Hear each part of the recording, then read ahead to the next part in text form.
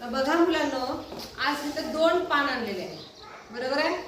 त्यातलं जे पहिलं पान आहे ते आहे साधे पान आणि दुसरं जे आहे त्याचं नाव आहे संयुक्त पान. ह्या 2 पानांमध्ये तुम्हाला काय फरक दिसतोय? फरक आहे? हा सांग.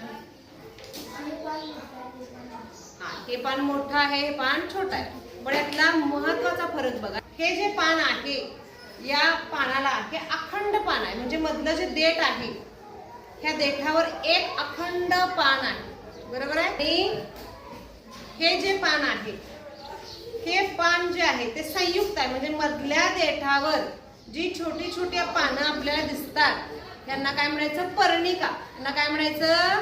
पर्णिका. म्हणजे हे जे आहे हे पान आहे आणि ह्या मुख्य पानाला, ह्या मधल्या देठाला जी छोटी छोटी पानं दिसतात त्यांना म्हणायचं पर्णिका. म्हणून ह्याचं नाव आहे संयुक्त पान.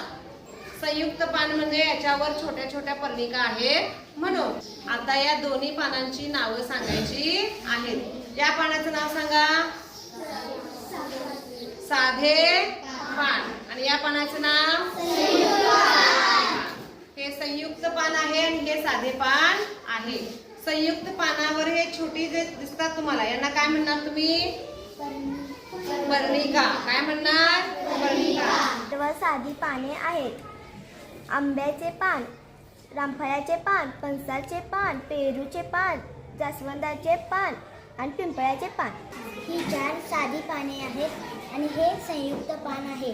आंब्याचे पान, मोगऱ्याचे पान, फणसाचे पान, सीताफळाचे पान आणि हे चिंचेचे पान साधे पान आहे.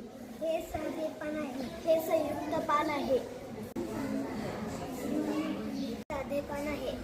हे साधे पान आहे. हे साधे पान आहे. संयुक्त पान आहे.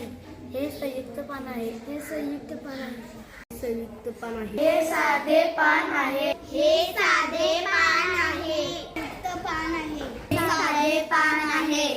हे संयुक्त पान आहे. पान आहे. ही संयुक्त पाने आहेत. नेहमीचे पान आहे. हे साधे पान आहे. ही साधी पाने आहेत. आल्याचे रोप आहे. हे साधे पान आहे. लिंबूचे रोप आहे. याची पाने संयुक्त आहेत. वांग्याचे रोप आहे. याची पाने साधे आहेत.